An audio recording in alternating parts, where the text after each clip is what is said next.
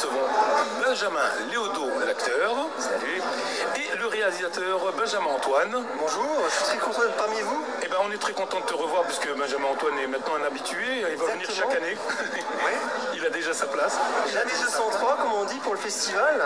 Et on l'espère, on l'espère. Exactement. Et puis il a l'habitude de faire des productions, des courts-métrages. C'est pas son métier, mais il est passionné. Voilà.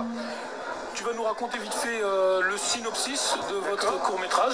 Alors en fait, j'ai réalisé Peur dans la forêt. C'est un film dramatique qui a été tourné donc l'année dernière à Pont-dans-la-Grâce.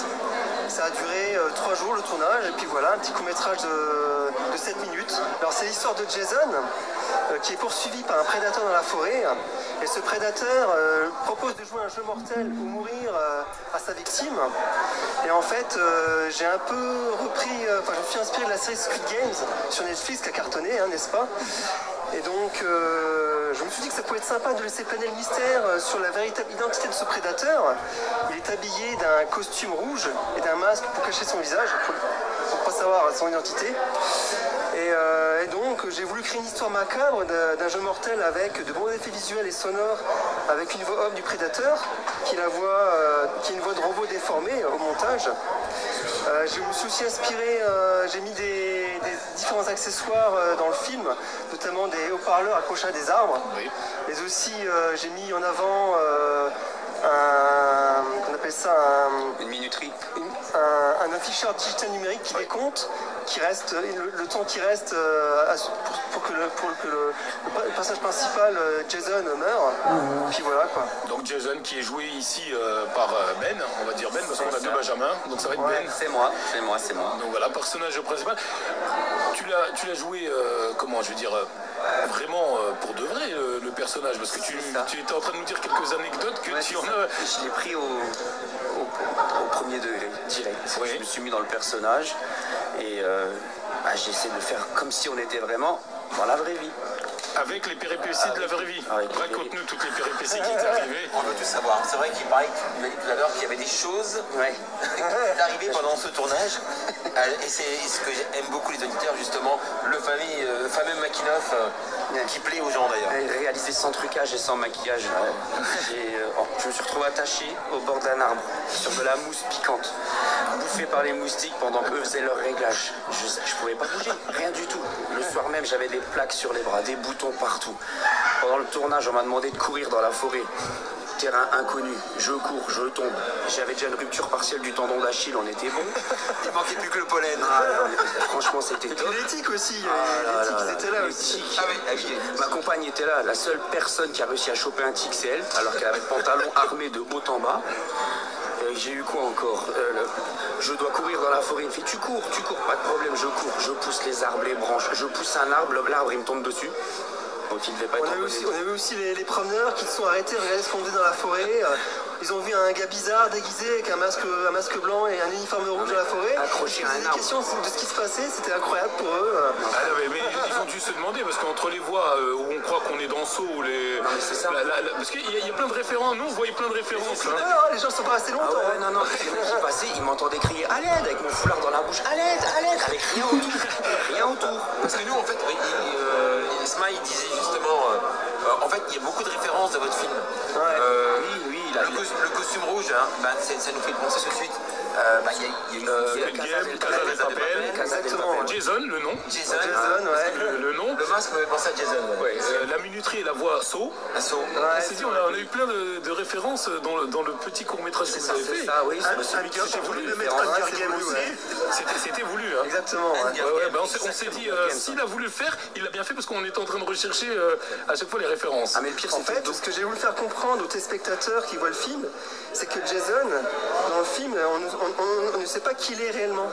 Il joue une double personnalité en fait. Mais il faut c'est vraiment seulement à la attendre la fin qu'on comprend qui est Jason. il faut attendre la fin. Votre fin est très sympa d'ailleurs là-dessus par Oui, rapport à ça. et je disais tout à l'heure, encore une fois, on a retrouvé encore une fois une analogie avec un autre film, parce que j'ai pas envie de dévoiler non plus, mais voilà, Fight Club se termine aussi un petit peu. C'est vrai, ça ressemble un peu. Et c'est quoi vous avez pris ça parce que c'est des références du cinéma que vous aimez? Moi je suis très cinéphile, hein. Je baigne dans le cinéma depuis que j'ai... Je m'inspire beaucoup du film autour de moi. Quand je fais un scénario, je lis des romans,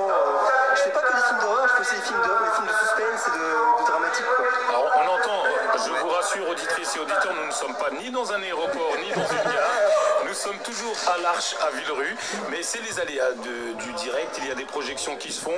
Donc, dès qu'il y a des projections qui se font, vous entendrez un peu quelqu'un parler dans les haut-parleurs. Voilà, donc on va continuer avec... comment? C'est tout à fait ce que tu veux dire. Moi, je le regarde de travers, tu sais. Donc on va revenir donc sur le cinéma. Donc vous dites que vous êtes tous les deux cinéphiles. Quel est votre genre cinématographique chacun? Aventure, science-fiction, guerre principalement. Je suis ouvert à tout. J'ai une bibliothèque de films, j'ai 600 films, je crois. Ah oui, quand même, oui. Ouais, donc c'est vraiment une vraie passion que tu vis. Exactement. Et tu préfères regarder des films ou les jouer? J'adore regarder. Ouais. Mais depuis peu, mais depuis tout petit, c'est dedans. Ouais. Depuis 2 ans, quoi. Il y en a qui, c'est ce que je disais la dernière fois à une personne qui était dans le milieu. J'ai dit, écoutez, vous avez la chance d'avoir les cours de théâtre, les cours Florent, tout ce qui suit. Chez moi, mes cours de théâtre, c'est les 600 films que je visionne depuis que j'ai 15 ans. Donc par mimétisme, d'essayer de ressembler à tel ou tel acteur. C'est à peu près ce que je fais en fait. Quand on me demande de jouer un rôle comme Ben il me demande, j'essaie de retrouver une référence dans un des films que j'ai vu, donc il y a de la marge, et j'essaie de m'en inspirer au niveau mémoire, savoir comment il a joué, la manière comment il a couru, parlé, tout ce qui suit comme ça. Tu te le répètes aussi, tu le joues et tout, Voilà. comme font tous les acteurs professionnels.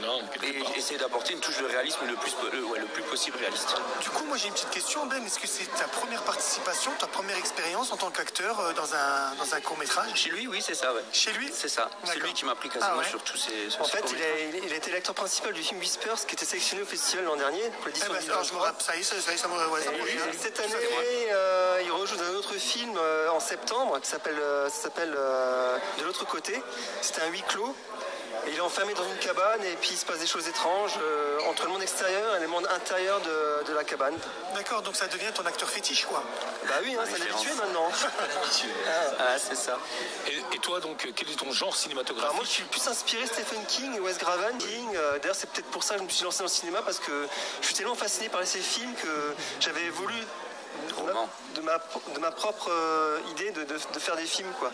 Donc, et Wes Craven, c'est quel ton film préféré de Wes Craven? Scream, ouais, voilà, Scream. le premier. Les tout premiers qu'il y avait eu, c'était avec comment elle s'appelait, Neve Campbell. Il y avait Neve Campbell dedans.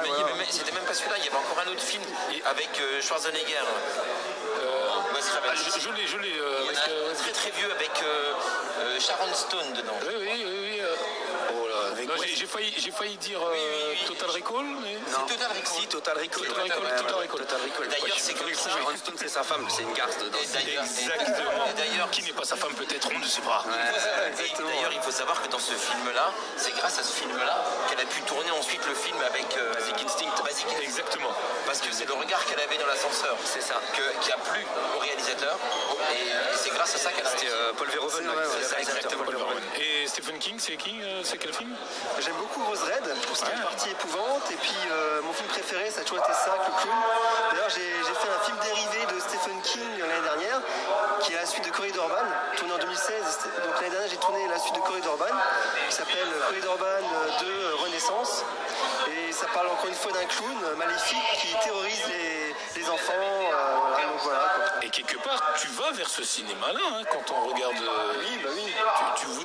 Tu t'inspires beaucoup donc Je m'inspire beaucoup, de Stephen King parce que tu vas vers ces ambiances un peu étranges, un peu glauques, où il n'y a ni queue ni tête, il n'y a pas d'avant, pas d'après. On a l'impression que le moment présent, c'est tout ce qui a existé de la personne qui arrive. C'est le truc bien que fait Stephen King dans ses personnages quand on voit même La Ligne Verte où on n'a pas l'impression qu'il y a un avant, un après John Coffey. On a l'impression qu'il est né au moment où il rentre dans la prison et qu'il y meurt et c'est fini. Et c'est vrai que le cinéma peut-être que tu es en train de faire actuellement en court-métrage s'inspire de ça. Il y a souvent on oublie une des références de films de Stephen King, c'est quand même, ça reste Les Évadés. Hein. Oui. The Mist. The Mist, je suis désolé, celui qui regarde, ceux qui ne l'ont pas vu, mais la fin... Mais de toute façon, elle sèche tout le monde la fin. Je crois qu'il y a Misery aussi, qui est pas mal. On oublie souvent ce genre de film. Il y a deux auteurs, il y a deux auteurs je veux dire, au niveau écriture, qui ont fait des films qui n'étaient pas destinés au cinéma, qui quand ils ont été tournés sont aussi bien au cinéma que c'est lui, c'est Stephen King. Bon, les films s'adaptent très bien. Et le deuxième, juste, c'est peut-être Frank Darabont, c'est lui qui a adapté les deux, La Ligne Verte et The Mist. The Mist, c'est lui. Et je pense que c'est lui qui a fait les meilleures adaptations de bouquins de Stephen King. Sans dénigrer ça ou quoi que ce soit. Non, Frank Darabont, il a réalisé 2 monuments pour moi. Oui. De toute façon, La Ligne Verte fait partie peut-être des 5 plus grands chefs-d'œuvre du cinéma, tout film compris. Tu peux mettre Les Évadés aussi. Oui, c'est vrai que Les Évadés, Les Évadés, je l'oublie souvent. Pourtant, moi, je suis plus fan d'Hitchcock. Donc après, il y a aussi Hitchcock. Les oiseaux, mais j'ai envie de te dire, c'est précurseur. Hitchcock, ça fait partie des précurseurs. Hein. Ça reste quand même. Les oiseaux, il m'a pas traumatisé, mais il m'a quand même flanqué une bonne trouille parce qu'à l'époque, l'actrice principale, elle en avait peur. Elle a galéré. Hein. Ça a été dur pour elle. Mais elle s'est retrouvée en psychiatrie. Elle était pas bien. Vous savez pourquoi les oiseaux se déchaînent? Vous savez pourquoi les oiseaux se déchaînent? Non. Vous ne savez pas? Non. Vous avez oublié donc les 2 inséparables qui sont dans la cage. Et le film se termine sur la cage et les 2 inséparables. Et c'est pour ça que tout tourne autour de ça. Je vous invite je le revois. je vais le revoir le film. Je vais le revoir. Tu m'as donné envie là. Quel vendeur de films. J'en suis sûr qu'il a des royalties. Et ton prochain film, parle-nous de la suite. Je prépare actuellement un autre tournage qui s'appelle Alone. C'est un film, encore une fois, un huis clos. Et tout est centré sur le personnage principal du film, où on ne sait pas si c'est une victime ou si c'est un tueur en série en fait. Et tout au long du film, on va découvrir ses péripéties avec des scènes flashback qui vont apparaître tout au long du film. Et on saura à la fin qui il est en fait. Voilà. Mais tout est centré sur le personnage principal. D'accord. Donc on est toujours dans le suspense. Le suspense, ce film dramatique, psychologique aussi un peu à la fois. Puis voilà. Peut-être un jour on te verra finir à Gérardmer. Qui sait? Peut-être, on verra bien. Hein. C'est quand même un peu ici c'est quand même l'endroit où il faut terminer quand on aime la science-fiction. La fiction. Le tournage qu'il fait puis son style de film, c'est Gérardmer. C'est pour Gérardmer, exactement. Qu'il faut à un moment peut-être même viser. C'est ça. Là, je suis d'accord. Il faut à un moment le viser, se dire on tente, de toute façon on perd rien à part avoir passé un bon moment à faire un film. Donc il faut le viser. Et ton acteur sera le même? C'est d'autres acteurs que j'ai choisis au casting. Par contre, lui, il interviendra dans le deuxième film que j'ai tourné en septembre. J'essaie de trouver du boulot. De l'autre côté, c'est un film, comme j'ai expliqué tout à l'heure, c'est un film où l'acteur principal est enfermé dans une cabane. Et son seul moyen de communication, c'est un téléphone fixé à l'intérieur de la cabane. Et tout au long du film, on va découvrir qui est le prédateur en fait. Donc, encore une fois, on a une inspiration, ou en tout cas, on décèle une inspiration de film. Exactement, ouais. Comment tu choisis? Je suis inspiré du film de la série Black Phone. Exactement, j'allais te le dire. Voilà. Mais comment tu choisis tes acteurs justement pour ce style de film? Est-ce que tu leur expliques d'abord ce que tu vas tourner ou c'est vraiment tu fais vraiment passer un cast Alors moi je fais passer un casting dans les réseaux sociaux. Ouais. Mais bon j'ai mon réseau, donc je connais pas mal de monde dans le cinéma, j'ai pas mal d'acteurs qui me contactent régulièrement pour savoir s'il y a un film qui sera en tournage.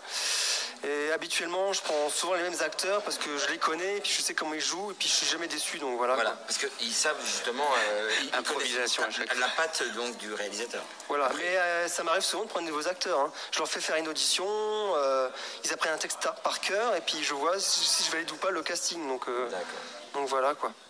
Et là, tu as toute ton équipe déjà pour le prochain? Oui, exactement, ouais. Et on va te poser une question parce qu'on sait que le parrain ici du festival, c'est donc un compositeur de musique. Oui. Comment tu choisis tes musiques dans les films?